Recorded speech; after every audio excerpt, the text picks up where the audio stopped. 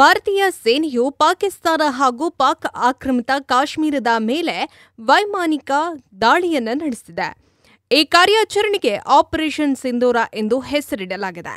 ಜಮ್ಮು ಕಾಶ್ಮೀರದ ಪಹಲ್ಗಾಮ್ನಲ್ಲಿ ನಡೆದ ಭಯೋತ್ಪಾದಕರ ದಾಳಿಗೆ ಪ್ರತಿಯಾಗಿ ಭಾರತೀಯ ಸೇನೆಯು ಈ ದಾಳಿಯನ್ನು ನಡೆಸಿದೆ. ಈ ಕುರಿತು ಪತ್ರಿಕಾಗೋಷ್ಠಿಯನ್ನ ನಡೆಸಿರುವಂತಹ ಭಾರತೀಯ ಸೇನೆಯು ಪಾಕಿಸ್ತಾನವನ್ನ ಕಟುವಾಗಿ ಟೀಕಿಸಿದೆ. ಮಾಧ್ಯಮಗೋಷ್ಠಿಯ ಮುಖ್ಯಾಂಶಗಳನ್ನು ನೋಡೋದಾದ್ರೆ ನಾವು ಕಾರ್ಯಾಚರಣೆಯಲ್ಲಿ ಪ್ರಮುಖ ಅಂಶಗಳನ್ನು ಗಮನಿಸಿದ್ರೆ ಮೇ 7ರಂದು ಬೆಳಗಿನ ಜಾವ 1:05ರಿಂದ 1:30 ನಡುವೆ ದಾಳಿಗಳು ನಡೆದಿವೆ. ಪಾಕಿಸ್ತಾನದ ಬಹಲ್ಪುರ್ ಸೇರಿದಂತೆ 9 ಭಯೋತ್ಪಾದಕರ ಶಿಬಿರಗಳನ್ನು ಗುರಿಯಾಗಿಸಿಕೊಂಡೇ ಈ ದಾಳಿಯನ್ನ ನಡೆಸಲಾಗಿದೆ. ಜೈಷ್ ಎ ಮೊಹಮ್ಮದ್ ಮತ್ತು ಲಷ್ಕರ್ ಎ ತೊಯ್ಬಾ ಸಂಘಟನೆಗಳ ತರಬೇತಿ ಕೇಂದ್ರಗಳನ್ನು ನಾಶ ಮಾಡಲಾಗಿದೆ. ಇದರ ಫಲಿತಾಂಶವನ್ನು ನಾವು ನೋಡೋದಾದ್ರೆ ಈ ಕಾರ್ಯಾಚರಣೆಯಲ್ಲಿ ಸುಮಾರು 70 ಭಯೋತ್ಪಾದಕರು ಹತ್ಯೆಯಾಗಿದ್ದಾರೆ. ಗುಪ್ತಚರ ಮಾಹಿತಿಯ ಆಧಾರದ ಮೇಲೆ ಈ ನೆಲೆಗಳನ್ನು ಆಯ್ಕೆ ಮಾಡಲಾಗಿದೆ. ಇನ್ನು ನಾಗರಿಕರ ಪ್ರಾಣಕ್ಕೆ ಧಕ್ಕೆಯಾಗದಂತೆ ನೋಡಿಕೊಳ್ಳಲಾಗಿದೆ. ಇನ್ನು ಭಯೋತ್ಪಾದಕರ ಶಿಬಿರಗಳ ಮೇಲೆ ದಾಳಿಯನ್ನ ನಡೆಸಲಾಗಿದೆ. ಇನ್ನು ಪಾಕಿಸ್ತಾನದ ಸೇನೆ ನೆಲೆಗಳನ್ನು ಗುರಿಯಾಗಿಸದೆ ಕೇವಲ ಭಯೋತ್ಪಾದಕರ ಶಿಬಿರಗಳ ಮೇಲೆ ದಾಳಿಯನ್ನ ನಡೆಸಲಾಗಿದೆ. ಆಪರೇಷನ್ ಸಿಂಧೂರ ಎಂದು ಇದಕ್ಕೆ ದಾಳಿಗೆ ಹೆಸರನ್ನು ಕೂಡ ಇಡಲಾಗಿದೆ. ಸಿಂಧೂರ ಎಂಬ ಹೆಸರು ಹಿಂದೂ ವಿವಾಹಿತ ಮಹಿಳೆಯರು ಹಣೆಗೆ ಹಚ್ಚಿಕೊಳ್ಳುವ ಕೆಂಪು ಕುಂಕುಮವನ್ನ ಸೂಚಿಸುತ್ತೆ.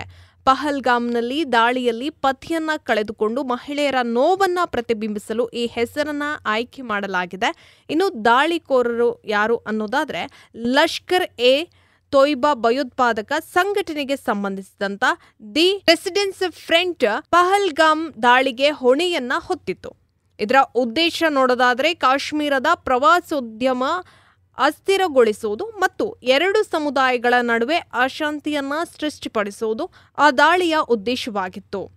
ಇನ್ನು ಪತ್ರಿಕಾಗೋಷ್ಠಿಯಲ್ಲಿ ವಿದೇಶಾಂಗ ಕಾರ್ಯದರ್ಶಿ ವಿಕ್ರಮ್ ಮಿಶ್ರಾ, ಕನ್ವರ್ಲ್ ಸೋಫಿಯಾ ಕುರೇಶಿ ಮತ್ತು ವಿಂಗ್ ಕಮಾಂಡರ್ ವ್ಯಾಮಿಕಾ ಸಿಂಗ್ ಮಾಧ್ಯಮಗೋಷ್ಠಿಯನ್ನ ನಡೆಸಿದ್ರು. ಮಹಿಳಾ ಅಧಿಕಾರಿಗಳು ಕಾರ್ಯಾಚರಣೆಯ ಕುರಿತು ಮಾಧ್ಯಮಗಳನ್ನು ಉದ್ದೇಶಿಸಿ ಮಾತನಾಡಿ ಮಹತ್ವವಾದ ಕ್ಷಣವಾಗಿತ್ತು.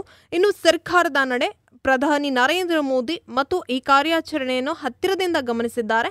ಅಮೆರಿಕ, ಬ್ರಿಟನ್, ರಷ್ಯಾ ಮತ್ತು ಸೌದಿ ಅರೇಬಿಯಾ ಸೇರಿದಂತೆ ಪ್ರಮುಖ ರಾಷ್ಟ್ರಗಳಿಗೆ ಈ ಕುರಿತು ಮಾಹಿತಿಯನ್ನ ನೀಡಿದ್ದಾರೆ. ಇಲ್ಲಿ ನಾವು ಪಾಕಿಸ್ತಾನದ ಪ್ರತಿಕ್ರಿಯೆಯನ್ನ ಗಮನಿಸೋದಾದ್ರೆ ನಾಗರಿಕರ ಪ್ರಾಣಕ್ಕೆ ಹಾನಿಯಾಗಿದೆ, ನಾವು ಭಾರತದ ವಿಮಾನಗಳನ್ನು ಹೊಡೆದು ಉರುಳಿಸಿದ್ದೇವೆ ಎಂದು ಪಾಕಿಸ್ತಾನ ಹೇಳಿಕೊಂಡಿದೆ. ಆದರೆ ಈ ಹೇಳಿಕೆ ಎಷ್ಟರ ಮಟ್ಟಿಗೆ ನಿಜ ಎಂಬುದನ್ನು ಕಾದು ನೋಡಬೇಕಾಗಿದೆ. ಇನ್ನು ಪಾಕ್ ನಿಲುವು ಏನು ಅನ್ನೋದಾದ್ರೆ ಭಾರತ ಸೇನೆಯು ನಡೆಸಿರುವಂತಹ ದಾಳಿಗಳನ್ನು ಯುದ್ಧದ ರೀತಿಯಲ್ಲಿ ಕಾರ್ಯಾಚರಣೆ ಎಂದು ಪಾಕ್ ಹೇಳಿದೆ. ಪ್ರತಿ ದಾಳಿ ನಡೆಸುವುದಾಗಿಯೂ ಕೂಡ ಎಚ್ಚರಿಕೆಯನ್ನ ಕೂಡ ಕೊಟ್ಟಿದೆ.